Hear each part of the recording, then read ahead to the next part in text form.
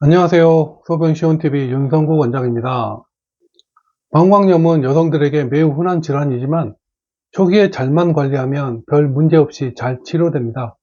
하지만 만약 처음에 잘 관리하지 못해서 만성 방광염으로 악화되면 그 이후로는 치료가 잘 되지 않을 뿐만 아니라 자칫하면 신장까지 망가져서 생명에 위협이 될 수도 있습니다. 그런데요, 요즘 온라인을 보면 방광염 초기에 어떻게 관리하고 치료해야 하는지에 대해서 정보가 너무 혼란스러운 것 같습니다. 제 지인 한 분도 방광염 초기 진단을 받았는데요. 처방받은 항생제는 며칠 동안 먹는 둥 마는 둥 하고 크랜베리만 구매해서 먹더니 결국 심한 통증과 함께 혈뇨까지 발생해서 방광염 치료하는데 엄청 오랫동안 고생했던 기억이 있습니다. 방광염은 초기에 꼭 지켜야 하는 관리법이 있습니다. 그런데 이런 부분을 잘 모르고 잘 안 지키면 결국 면역력이 약해져서 만성 방광염으로 악화되는 경우가 태반입니다. 그래서 오늘은 방광염 초기에 어떻게 치료하고 어떻게 관리해야 하는지에 대해서 알아보는 시간을 갖도록 하겠습니다.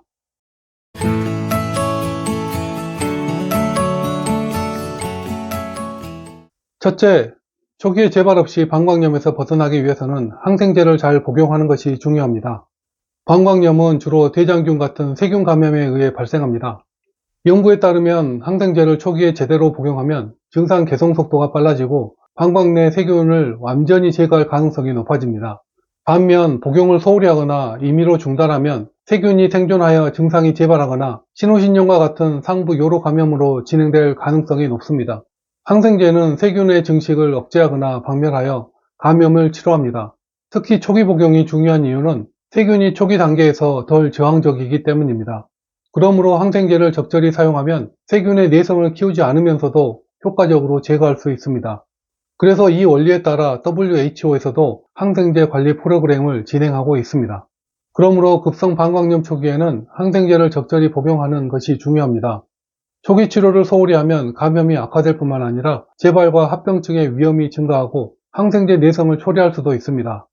실제로 20대 여성 A씨 같은 경우는 급성 방광염으로 항생제 처방을 받았으나 증상이 조금 나아졌다고 복용을 중단했습니다. 그리고 며칠 뒤 증상이 재발하여 병원을 찾았을 때는 이미 신우신염으로 진행해서 다시 고강도의 항생제 치료를 받아야만 했습니다. 반면 같은 질환을 가진 30대 여성 B씨 같은 경우는 처방된 항생제를 끝까지 복용해서 추가적인 치료 없이 완치되었는데 이런 사례는 매우 많습니다. 하지만 일부에서는 항생제 남용이 내성을 증가시킨다며 초기의 경미한 증상에는 항생제를 자제해야 한다고 주장하기도 합니다. 그러나 방광염은 감염의 특성상 초기에 적절한 항생제 치료가 없으면 증상이 악화될 뿐만 아니라 자칫 신장까지 감염될 가능성이 높기 때문에 항생제를 배제했을 때의 위험성이 너무 크다고 생각합니다. 그러므로 방광염 초기 단계에서는 중간에 항생제 복용을 마음대로 중단하지 말고 처방받은 만큼 다 복용하는 것이 빠른 치료와 합병증 예방을 위해서 가장 효율적인 치료법이라고 하겠습니다. 둘째, 초기에 재발 없이 방광염에서 벗어나기 위해서는 따뜻한 물을 2리터 이상 마셔야 합니다. 물은 몸속의 독소와 세균을 배출하는 청소부 역할을 합니다. 따뜻한 물은 혈액순환을 촉진하고 방광 부위의 긴장을 완화해서 염증을 줄이는 데도 기여합니다. 특히 따뜻한 물은 체온을 높여서 면역 반응을 활성화시키는 역할을 합니다. 실제로 따뜻한 물을 충분히 마시면 수분 섭취량이 증가하기 때문에 소변의 배출 빈도가 높아지고 이를 통해 방광 내 세균이 물리적으로 제거될 가능성이 증가하게 됩니다. 또한 물을 마시는 습관은 방광 내 세균 농도를 낮춰서 세균을 희석시키기 때문에 세균 증식을 억제하는 데도 도움을 줍니다. 그래서 방광염 초기에는 따뜻한 물을 하루 2리터 이상 마시는 것이 매우 중요합니다. 이는 소변을 통해서 방광에 침입한 세균을 배출하고 증상을 완화하는 데도 큰 도움을 줍니다. 예컨대 30대 여성 C씨는 방광염 초기 증상인 빈뇨와 통증을 경험했습니다. 그녀는 항생제를 복용하기 전에 하루 2리터 이상의 따뜻한 물을 섭취해서 방광을 자주 비우는 방법을 실천했습니다. 결과적으로 증상이 빠르게 완화되었으며 병원에서도 추가적인 약물 치료 없이 바로 치료를 종료할 수 있었습니다. 하지만 일부에서는 단순히 물을 많이 마시는 것만으로는 방광염을 치료할 수 없으며 반드시 항생제를 병행해야 한다고 주장합니다. 물론 항생제는 급성 감염 치료에 필수적일 수 있지만 따뜻한 물을 마시는 것은 세균을 배출하고 증상을 경감시키는 보조요법으로 매우 효과적입니다. 이는 매우 효과적이고 쉽게 실천할 수 있는 방법으로 항생제 치료와 병행했을 때 더욱 효과적일 수 있습니다. 즉, 꾸준한 수분 섭취는 방광 건강을 유지하는 데 중요한 역할을 합니다. 셋째, 초기에 재발 없이 방광염에서 벗어나기 위해서는 소변을 참는 습관을 바꿔야 합니다. 40대 여성 D씨는 방광염 초기 증상인 빈뇨와 배뇨 시 통증을 느꼈지만 업무 중에는 소변을 참는 습관이 있었습니다. 결과적으로 증상이 악화되어 신우신염으로 진행하였고 입원 치료를 받아야만 했습니다. 반면에 20대 남성 E씨는 방광염 초기 증상이 나타나자마자 의료진의 권유에 따라서 소변을 참지 않고 자주 배출했으며 물을 충분히 섭취해서 합병증 없이 증상을 개선할 수 있었습니다. 소변을 참으면 방광 내 세균이 오래 머물게 되어 증식할 기회를 제공하게 됩니다. 방광염은 주로 대장균과 같은 세균에 의해 발생하는데 이 세균들은 소변이 정체된 상태에서 더 빠르게 번식합니다. 따라서 소변을 자주 비우는 것은 세균의 증식을 억제하고 감염 부위를 깨끗하게 유지하는 데 효과적입니다. 그래서 방광염 초기에는 소변을 참지 않고 자주 배출해야 합니다. 방광은 소변을 저장하고 배출하는 기관입니다. 그러나 소변을 참게 되면 방광벽이 자극을 받으며 염증이 더 심해질 수 있습니다. 또한 세균이 요로를 통해 상부로 이동할 가능성이 높아집니다. 소변을 자주 비우면 방광 내 세균 농도를 낮추고 염증으로 인한 통증을 완화할 수 있습니다. 물론 소변을 자주 보는 것이 불편하기도 하고 일상생활에 지장을 줄 수 있다고 생각할 수도 있습니다. 그러나 소변 배출은 방광염 치료와 예방의 핵심 요소이고 이를 소홀히 하면 더 큰 불편함을 초래할 수도 있습니다. 하지만 만약에 소변을 배출할 수 없는 환경에 있다면 물 섭취를 조절하거나 요로를 자극하지 않은 음료를 선택해서 소변이 과도하게 쌓이지 않도록 관리하는 방법도 생각할 수 있겠습니다. 그러나 방광염 초기에는 소변을 참지 않고 자주 배출해야 세균 배출과 증상 완화를 기대할 수 있습니다. 이는 단순하면서도 효과적인 방법으로 방광 건강을 유지하는 데 핵심적인 역할을 합니다. 올바른 배뇨 습관은 방광염뿐만 아니라 전반적인 요로 건강에도 긍정적인 영향을 미칩니다. 넷째, 초기에 재발 없이 방광염에서 벗어나기 위해서는 성관계를 금지해야 합니다. 방광염 초기에는 성관계를 피해야 감염 악화와 재발을 방지할 수 있기 때문에 이는 방광염 치료를 효과적으로 진행하기 위한 중요한 조치입니다. 방광염 치료의 핵심은 방광 내 염증을 완화하고 세균을 제거하는 것입니다. 하지만 성관계는 물리적으로 요도에 압박을 가해서 감염 부위를 자극할 수 있고 방광 점막의 회복을 방해합니다. 또한 성관계 후 요로 감염의 위험성이 높아지는 것은 이미 널리 알려진 사실로 감염이 완전히 치유되지 않은 상태에서는 성관계를 피하는 것이 원칙입니다. 생각해보면 성관계를 하는 과정에서는 요도와 방광에 물리적인 자극이 갈 수밖에 없습니다.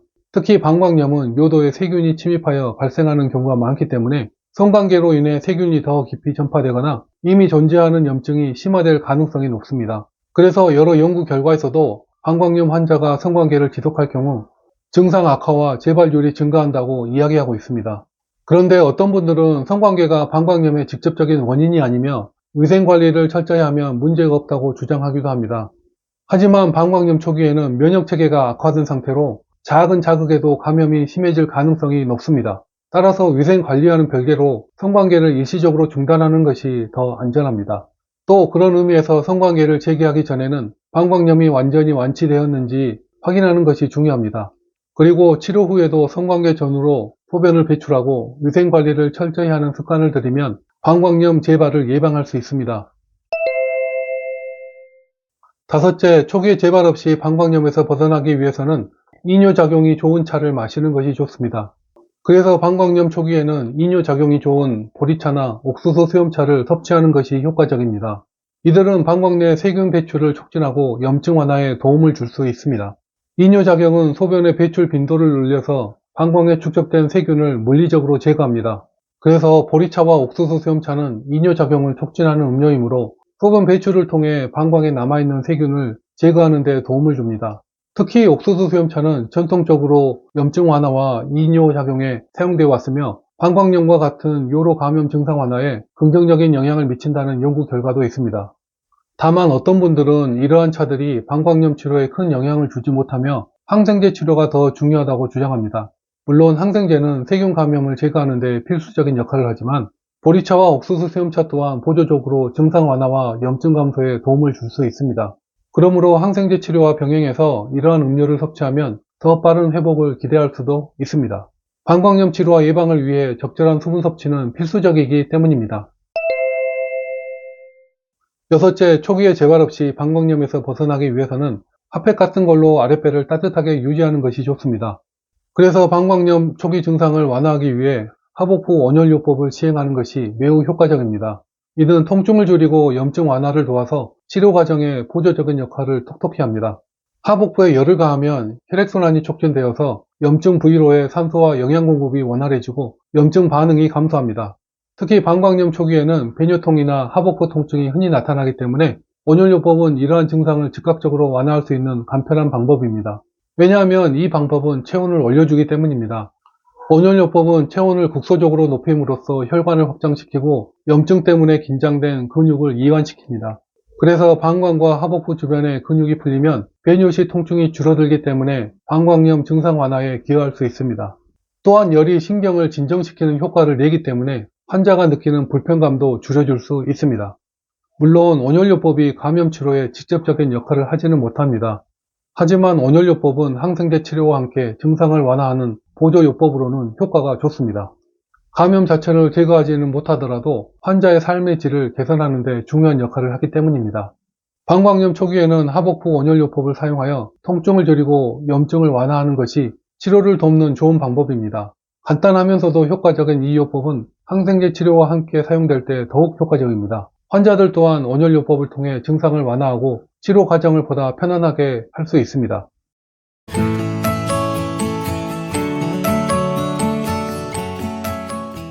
방광염에 걸리는 것은 면역력에 크게 좌우됩니다. 같은 환경에 놓여 있더라도 누군가는 방광염에 걸리고 다른 누군가는 걸리지 않는 이유는 면역력의 차이에서 비롯됩니다. 면역력은 신체가 세균이나 바이러스 같은 외부의 침입자를 막아내는 능력으로 방광염 예방과 치료에 있어 가장 중요한 요소입니다. 면역력이 약한 상황에서는 대장균과 같은 세균이 요도를 통해 방광에 침입했을 때 이를 막아내지 못해 염증이 발생합니다. 반면 면역력이 강한 사람은 세균 침입 시에도 방어작용이 즉각적으로 작동하여 감염을 예방할 수 있습니다. 이는 방광염 치료 과정에서도 동일하게 적용되기 때문에 결국 면역력이 강할수록 치료 속도와 효과가 높아집니다. 따라서 방광염을 예방하고 치료하기 위해서는 면역력을 강화하는 것이 필수적입니다. 그리고 방광 면역력이란 것은 우리 몸의 오장육부가 합심하여 작용할 때 생기는 힘입니다. 그래서 오장육부 중 어느 한 곳이라도 기능이 약해지면 거기로 기운이 새어나가기 때문에 면역력이 약해지게 됩니다. 그래서 면역력을 증강시키기 위해서는 내 몸 어디가 약해져 있는지 알아내서 그 부분을 강화하는 것이 중요한데요. 여기에 대해서는 아래 링크를 남겨 놓을 테니까요. 자세한 내용이 궁금하시면 아래 링크를 클릭해 보시길 바랍니다. 방광염에 걸렸을 때는 적절한 관리와 치료가 매우 중요합니다. 방치하거나 치료를 소홀히 하면 급성 방광염이 만성 방광염으로 악화될 수 있습니다. 특히 반복되는 염증은 방광 점막을 손상시키고 통증, 빈뇨 같은 증상을 지속적으로 유발할 수 있습니다. 충분한 수분 섭취, 배뇨 습관 개선, 온열요법 등 올바른 관리와 함께 항생제 치료를 병행하면 효과적으로 증상을 완화할 수 있습니다. 즉, 치료를 끝까지 완료하고 면역력을 키우는 생활 습관을 유지하는 것이 재발 방지의 핵심입니다. 네, 제가 오늘 준비한 영상은 여기까지입니다. 이 영상이 여러분의 방광염 관리에 많은 도움이 되었으면 좋겠네요. 그럼 다음에 또 좋은 내용으로 찾아오겠습니다. 구독과 좋아요 많이 부탁드립니다. 감사합니다.